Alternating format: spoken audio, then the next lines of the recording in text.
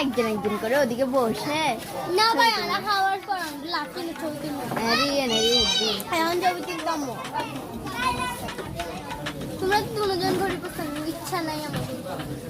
লামা এগুলো না সাপ তুলে দে ফলফাল্লা আমি এখানে তুলতেছি না আমি ইয়া তুলছি এদিকে গিয়ে লাগেছে ও দেখো ওই লাচ্ছি বলছে ওই ওগুলো দেখো ওই লাচ্ছি দেখো